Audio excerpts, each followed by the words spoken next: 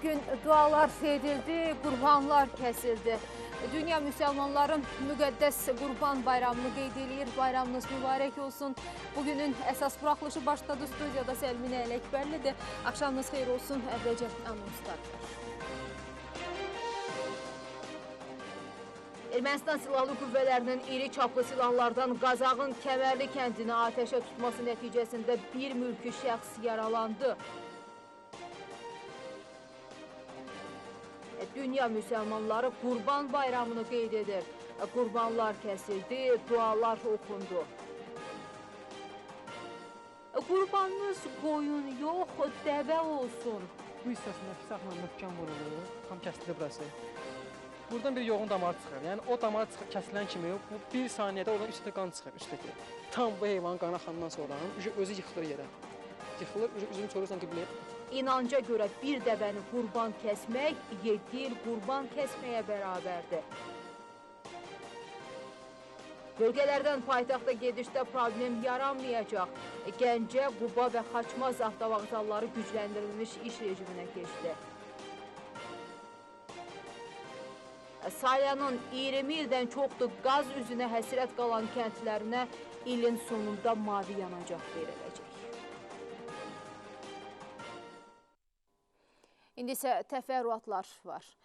Prezident İlham Əliyev iki müqəddəs ocağın xadimi Səudiyyə Ərəbistanının kralı Əlahəzrət Salman bin Əbdüləziz Al Səudə başsağlığı verib. Məktubda deyilir, həcc ziyarəti zamanı yaranan qarışıqlıq nəticəsində çox sayda zəvvarın həlak olması və yaralanması xəbəri bizi son dərəcə sarsıtdı. Bu faciə ilə bağlı sizə, həlak olanların ailələrinə və yaxınlarına şəxsən öz adımdan və Azərbaycan xalqı adından dərin hüzünlə başsağlığı verir, yaralananlara və xəsarət alanlara şəfaət diləyirəm. Allah rəhmət eləsin. Qeyd edək ki, Mina dağında yaranan qarşılıq nəticəsində azı 717 nəfər həyatını itirib, 863 nəfər yaralanıb. Faciənin şeytan daşlaması zamanı ekskalatordan baş verdiyi bildirilir. Bu əməl Mina dağında 3-cü mərtəbədə yerinə yetirilir. Daşlama əməlini yerinə yetirən zəvvarlar aşağı enərək Məkkəyə gedən yola çıxmağa cəhd edərkən qarşıqlıq yaranıb. Xarici İşlər Nazirliyi həcdəki faciədə zərər çəkənlər arasında Azərbaycan vətəndaşlarının olub-olmadığını araşdırır. Ərazidə olan Qafqaz Müsəlmanları İdarəsinin nümayəndəsi isə bildirib ki, ölənlərin arasında Azərbaycanlı yoxdur. Cəbhədə ermənilərin təxribatı davam edir. Ermənistan silahlı bölmələri 60 mm-lik mina atanlardan da istifadə etməklə sutq ərzində atəşkəs rejimini 92 dəfə pozub. Müdafiə Nazirliyinin məlumatına görə Azərbaycan silahlı qüvvələri əməliyyat şəraitini nəzərə alaraq düşmənin atəş nöqtələrinə, mövqələrinə və səngərlərinə 124 atəş zərbəsi endirib. Ermənistan silahlı qüvvələrinin iri çaplı silahlardan Qazağın Kəmərli kəndini atəşə tutması nəticəsində bir mülki şəxs yaralanıb. Kənd sakini Esmira Dursunova göstərilən ilk tibbi yardımdan sonra Qazax rayon diaqnostika mərkəzinə yerləşdirilib, vəziyyəti orta ağır qiymətləndirilir. Müdafiə Nazirliyi bildirir ki, Ermənistan tərəfinin bu cür təxribat təməlləri məqsəd yönlü xarakter daşıyır və məhz dövlət sərhədində silahlı qüvvələrimizi provokasiyaya cəlb etmək niyyətini güdür. Beynəlxalq Qızıl Xaç Komitəsinin nümayəndələri ermənilərin Kəlbəcərdə girov götürdükləri Azərbaycanlılar Şahbaz Quliyev və Dilqəm Əskərovla görüşüblər. Bu barədə Ermənistan mətbuatı məlumat yayıb. Komitə təmsilçiləri əsirlərin saxlandıqları şərait, onlara olan münasibətlə maraqlanıb, beləcə də ailələri ilə əlaqə yaratmağa kömək ediblər. Xatırladaq ki, Rusiya vətəndaşı Dilqəm Əskərov və Azərbaycan vətəndaşı Şahbaz Quliyev Kəlbəcərdə öz ata-baba yurtlarını ziyarət etmək istəyərkən ötən ilin iyulunda Ermənistan silahlı qüvvələri tərəfindən girov götürülüblər. Azərbaycan vətəndaşı Həsən Həsənov isə güllələnərək öldürülüb.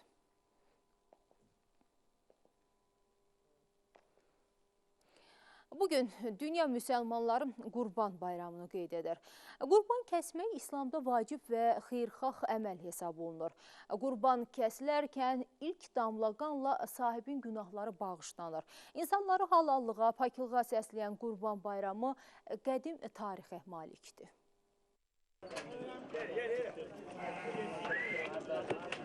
Müsəlmanların saflıq rəmzi sayılan Qurban bayramının yaranma tarixi İbrahim Peyğəmbərin oğlu İsmaila Tanrıya qurban vermək istəyi ilə başlayır. Elə bu səbəbdəndir ki, Qurban bayramına İsmail Qurban da deyilir. Qurban bayramı bildiyiniz kimi Həzrəti İbrahimin oğlu İsmayılı qurban kəsməyi ilə bağlı olan bir ritual gündür və bayramdır. Müsəlmanlar bu günü bayram qeyd edirlər. Bəyənilir ki, bu qurban kəsilsin. Əgər kiminsə imkanı varsa kəsir. İmkanı olmayanlar kəsə də bilməz. Qurban kəsən özü də bərabər pay götürməklə ətlərin bir hissəsini 7 evə paylayır. Qurbanın kasıb ailələrə paylanması şərtdir. Din xadimləri qurban alanlara heyvana əziyyət vermədən kəsməyə məsləhət görürlər. Bayram ərəfəsində hər il həcc ziyarəti təşkil olunur. Azərbaycanlı zəvvarlar müqəddəs bayramı ilk qurban kəsilən məkanda qeyd edir. Minada şeytana daş atdın, axırıncı əməli yerinə yetirəndən sonra gəlsən Minaya. Minada girirsən qurbangaha, pulunu ödəyirsən, qurbanı kəsirsən. Özündə kəsə bilərsən, onlar da kəsə bilər. Yəni orada qəssablar var, kəsirlər. İstəyirsən özün kəs, istəyirsən onlar kəsir. Kasıb ölkələrə yollayırlar o ətdən. Azərbaycanda Qurban bayramı 2 gün qeyd olunur. Qurban bayramında hər kəs qurbanlıq heyvan almaq üçün xüsusi ayrılmış satış məntəqələrinə üst tutur. Şəriət qaydalarına uyğun olaraq qurbanlıq kimi erkək heyvanlar, qoç, iri buynuzlu dana yaxud da dəvə seçilir. Azərbaycanda daha çox qurbanlıq kimi qoça üstünlük verilir. Şərtlərə görə qurban seçilən qoyun 6 aylıqdan böyük, inək isə 2 yaşından yuxarı olmalıdır. Ayşə İsazadə, Zümrüd İbrahimova, Namiq Abdullayev, Bakı. Elə paytaxt Bakının Təzəpir məscidində bayram namazı qılınıb. Məscidin daxili sahəsində yer azlığından növbə gözləyən möminlər üçün ikinci dəfə bayram namazı şəraiti yaradılıb. Daha sonra dindarlar bir-birlərini bayram münasibəti ilə təbrik ediblər.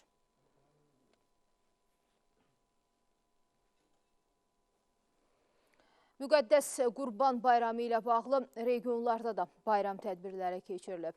Mərasimlərdə bayram namazı qılınıb, dualar edilib. Kəsilən qurbanlar ehtiyacı olanlara paylanılıb. Gəncədə bayram namazı Şah Abbas Cümə məscidində qılınıb. Allahdan bağışlanmaq, ölkəmizin firavanlığı, ruzi, bərəkət, bolluq arzulanıb. Mərasimdə iştirak edənlər bir-birlərini müqəddəs bayram münasibəti ilə təbrik ediblər.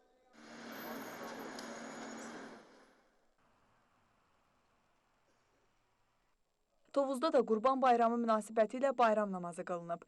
Bu münasibətlə rayonun din xadimləri və sakinləri məscidə toplaşıb. Möminlər əvvəlcə Qurban bayramının hikmətindən danışıb. Müqəddəs günlə bağlı dualar oxuyublar.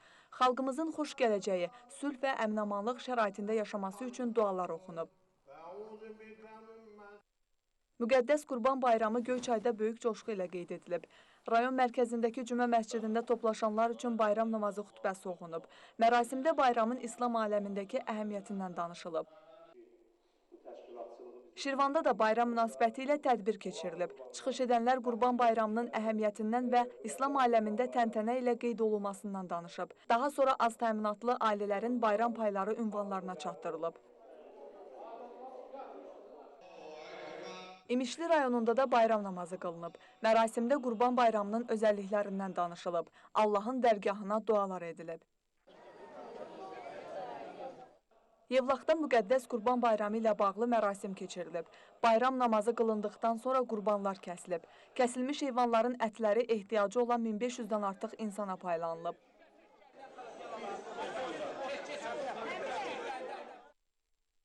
Şəkidə möminlər bayram namazı qılmaq üçün Mərkəzi Cümə məscidinə toplaşıb. Dualar oxunub və insanlar bir-birini bayram münasibəti ilə təbrik ediblər. Qurbanlar kəsilib və az təminatlı ailələrə, kimsəsizlərə paylanılıb.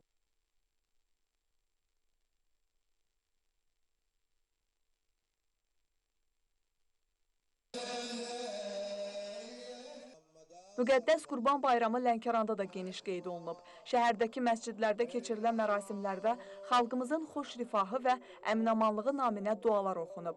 Bayram namazı qılınıb və qurbanlar kəsilib. Kəsilən heyvanlar şəhid ailələrinə, müharibə veteranlarına, əlillərə, qaçqın və məcburi köçkünlərə paylanılıb.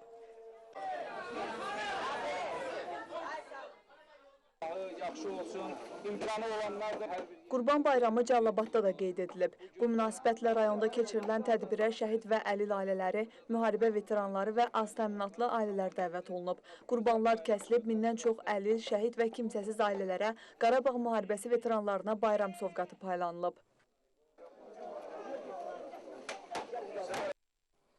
Elə Kənd Təsərrüfatı Nazirliyinin rəsmiləri kəsim məntəqələrinə baş çəkib. Nazir müavini İlham Quliyev yarmarkalardakı qiymətlərlə də maraqlanıb.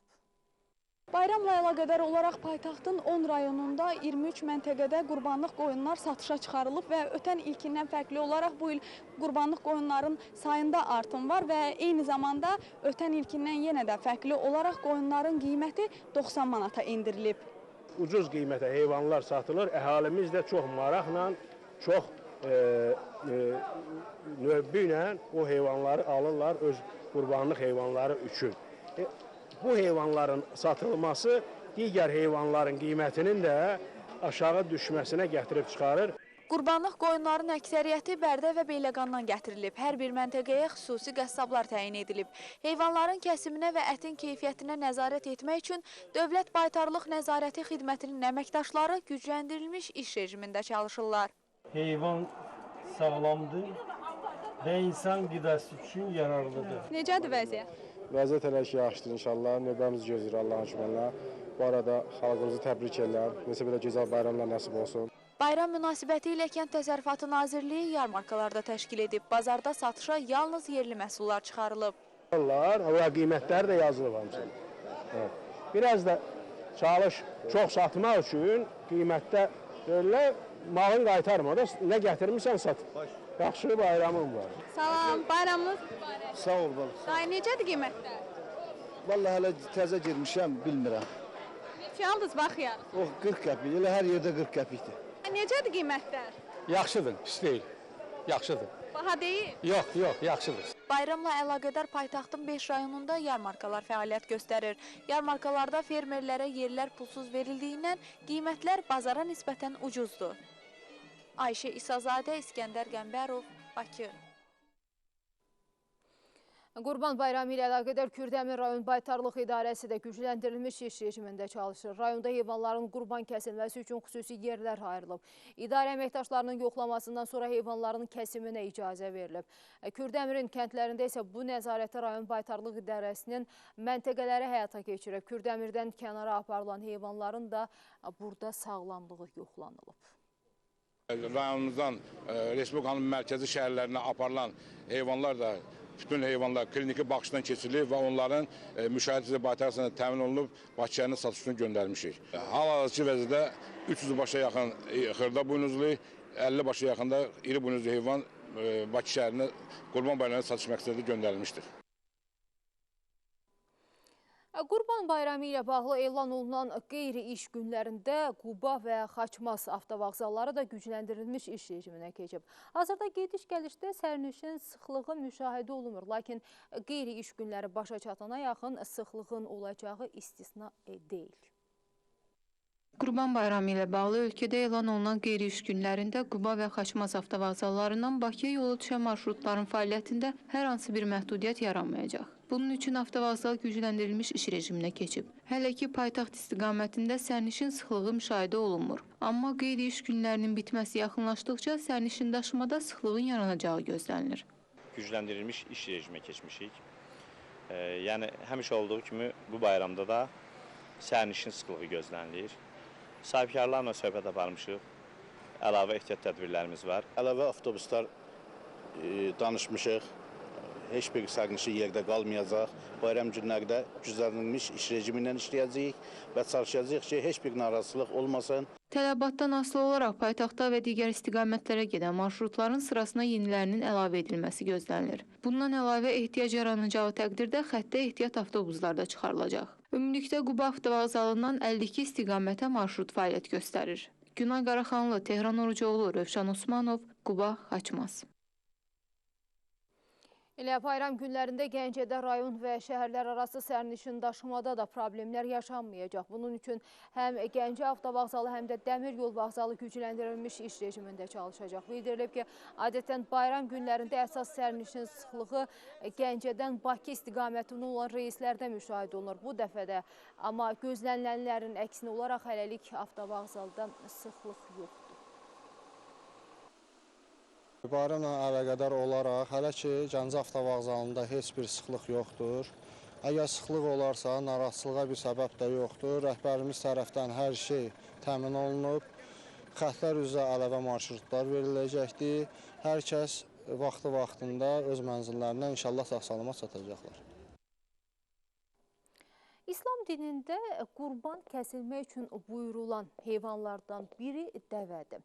Dini qaydalara və əhalinin inancına görə Qurban Bayramı günündə bir dəvəni qurban kəsmək 7 il qurban kəsməyə bərabərdir.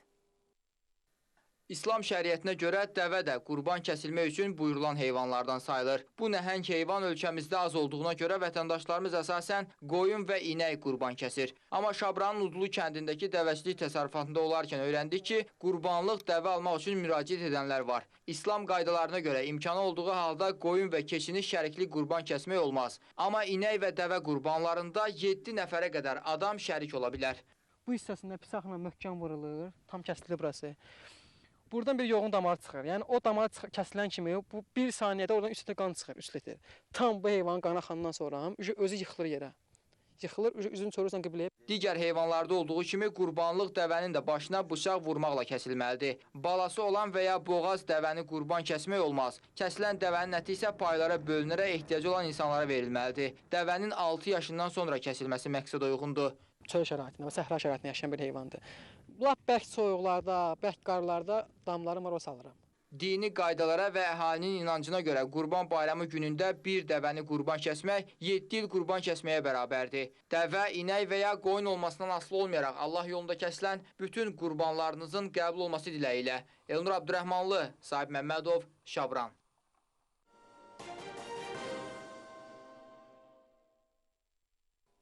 Astarada noyabrın 1-də keçiriləcək seçkilərə hazırlıq yekunlaşmaq üzrədir. 77 saylı Astara şəhər seçki dairəsinin bütün məntəqələri lazım avadanlıq və inventarlarla təmin edilib. Seçki dairəsi üzrə 19 nəfər namizədliyinin qeydə alınması üçün müraciət edib. Hazırda onların sənədlərinin yoxlanılması və namizədliyini irəli sürənlərin imza toplaması prosesi gedir. Dairəyə 44 seçki məntəqəsi daxildir və onların 9-unda seçki günündə səs vermə prosesini canlı izləmək üçün web kameralar quraşdırılıb.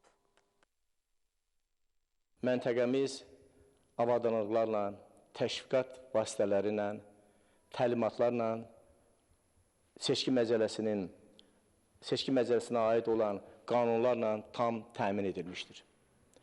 Kabinələr qurulmuşdur, şəffaf qutular öz yerindədir, web kamera qurulmuşdur, müşahidəçilər üçün geniş şərait yaradılmışdır. Seçicilərimiz 1387 nəfərdir. Salyanın 20 ildən çoxdur qaz üzünə həsrət qalan kəndlərinə mavi yanacaq veriləcək. Pambıq kəndinə qazın çəkilməsinə artıq 10 gündən çoxdur başlanılıb. 203 abonenti olan kənddə işlər ilin sonunda yekunlaşacaq. Salyanın Pambıq kəndi rayon mərkəzindən 40 km aralıda yerləşir. Qaz kəmərinin bu kəndin bir addımlığından keçməsinə baxmayaraq, yaşayış məntəqəsinin əhalisi mavi yanacağın nə olduğunu belə unutmuşdu. Kənddə təbii qazın olmaması əhalinin xüsusilə payız-qış aylarında yaşadıkları evləri isitməkdən ötürü min bir əzab-əziyyətlə üz-üzə qoyurdu. Şaxtalı boranlı qış günlərində evlərini isitmək üçün sakinlər digər alternativ yanacaqlardan istifadə etmək məcburiyyətində qalırdılar. Əvvəllər vəziyyətimiz çox çətin. Yanacağımız yox idi, odun yaşıllığı kəsirdik, bütün meyvələri kəsib hamısını yandırmışıq.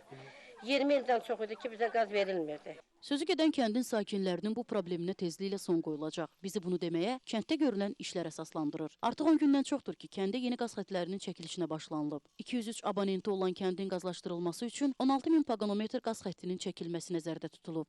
1500-108 mm olan diametr olan qaz xətti çəkilmişdir. Ona əlavə olaraq küçə xətləri 76 mm və 57 mm-lik olan 4500 paqonometr çəkilib.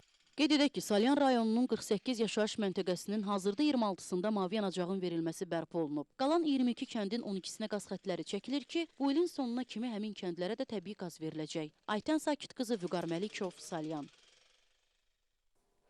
Elə Quba kəndlərinin də qazlaşdırılması davam edir. Hazırda rayonun Talabı Qışlaq kəndinə qaz xətlərinin çəkilişi sonuncu mərhələdədir.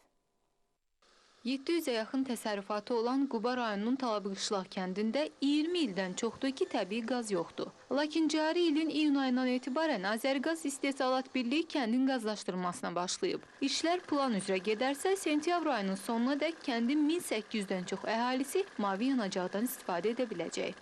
Odun idi, meşələr qırılırdı, çox ziyana gelirdi, təbiəti gözəlliyini itirirdi.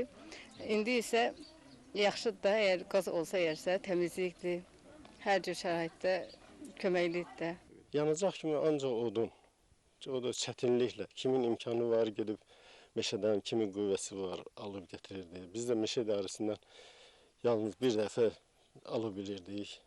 Ümumiyyətlə çətinlik çəkirdi, tək biz yox, bütün cəmaat. İndi qazın çəkilişi xəbərini biz eşidən kimi bütün cəmaat sevindi. Böyükdən kiçiyə kimi hamı sevindi ki, qaz çəkilir.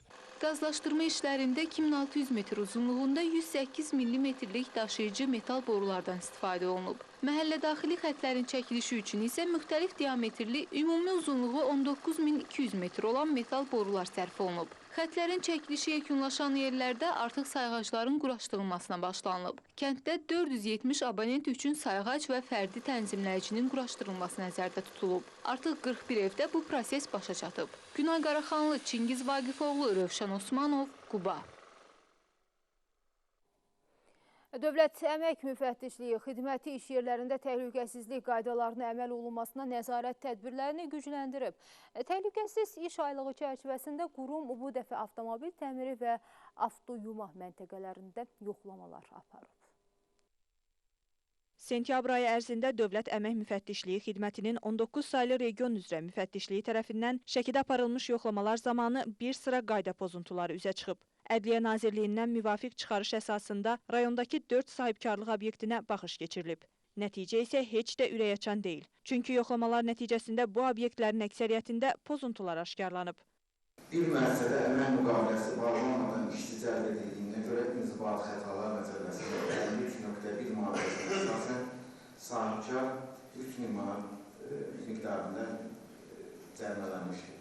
Digər müəssisələrdə iki halda əmək mühafizəsi normalarının, qaydalarının pozduğuna görə 54.07 maddəsi ilə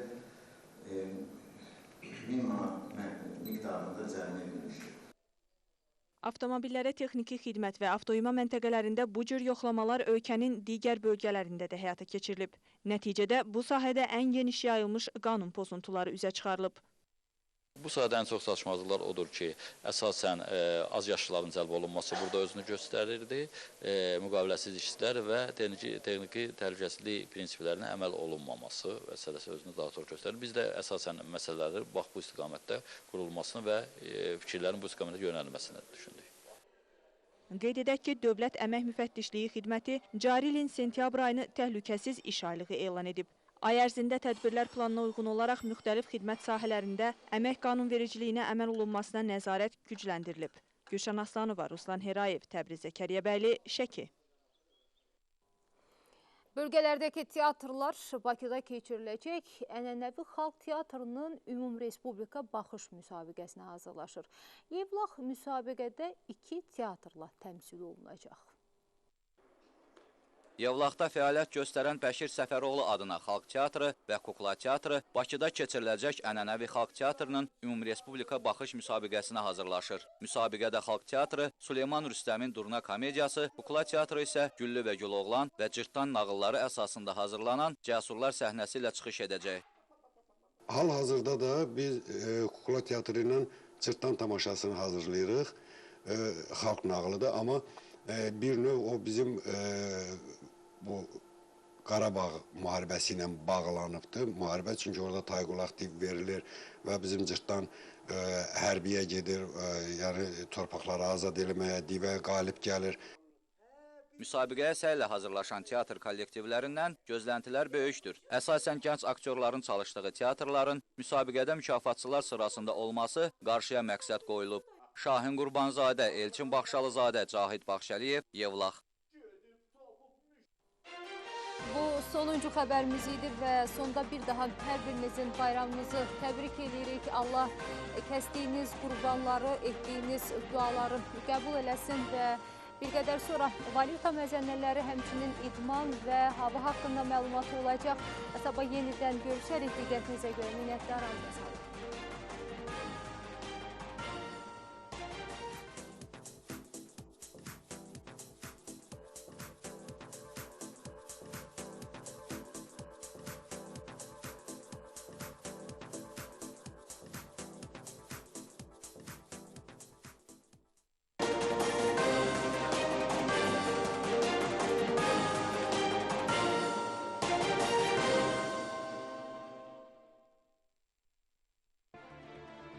Futbol üzrə Azərbaycan 1-ci divizionunda yeni mövsüm start götürüb. Çempionatda bu il 14 komanda mübarizə aparır. Divizionun ən köklü tarixə malik klublarından biri isə Tovuzun Turan komandasıdır.